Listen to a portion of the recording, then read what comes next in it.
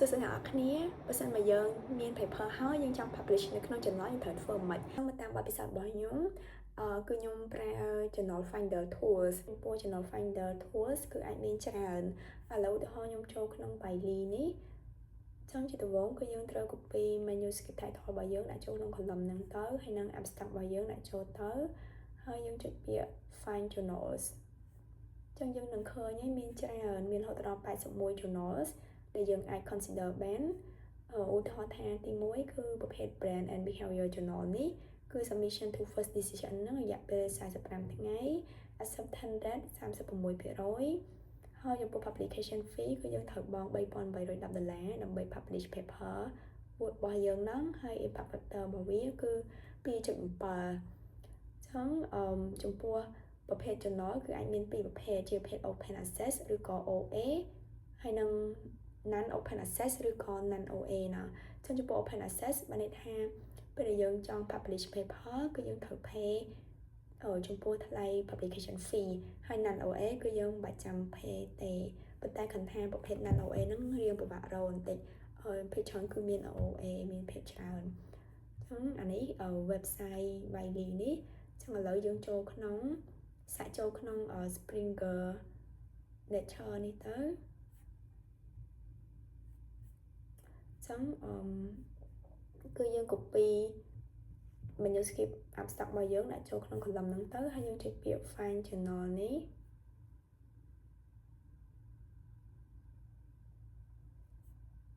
បន្ទាប់មកវានឹង load ឲ្យហើយមានរហូតដល់20 results បានន័យថាជា20អាច20 journal ដែលយើងអាច consider ហ្នឹងអញ្ចឹងឧទាហរណ៍ថា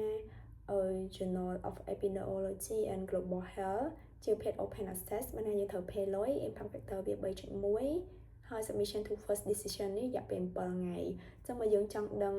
detail ថា journal ហ្នឹងមាន requirement អីខ្លះយើងអាចចូលមើលបន្ថែមក្នុងហ្នឹងទៅហើយយើងត្រូវរកពាក្យ for authors បញ្ហាយើងជា author យើងត្រូវ publish យើងត្រូវមាន requirement ខ្លះយើងចុចមើលក្នុង for author នេះយើងចូលមើលពាក្យ submission guideline ហើយបន្ទាប់មកយើងមើលទៅថាយើងត្រូវ prepare manuscript ហ្នឹងជាប្រភេទអីគេមាន prepare your manuscript formatting rule for article type ចំពោះ paper របស់យើងហ្នឹងគឺអាចមានច្រើនមាន guideline ចំពោះគេជាប្រភេទ research comment review ឬក៏ជាប្រភេទ meeting report អីចឹងប្រហែលថាជាប្រភេទ research យើងចុចចូលក្នុង research ទៅយើងនឹងឃើញហើយមាន criteria របស់គេអីគេខ្លះទាំង title page នេះគឺគេ require មិនខ្លះហើយ abstract ហ្នឹងគឺគេឲ្យអត់ឲ្យលើសពី350ពាក្យទេហើយក្នុងហ្នឹងត្រូវមាន background method result conclusion អីចឹងទៅ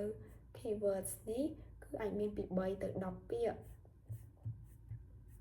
ហើយគេមាន requirement តាំងពី reference ថាត្រូវយកប្រភេទអីអញ្ចឹងយើងអាចអានបន្ថែមទៀតទៅជាមួយនឹង detail របស់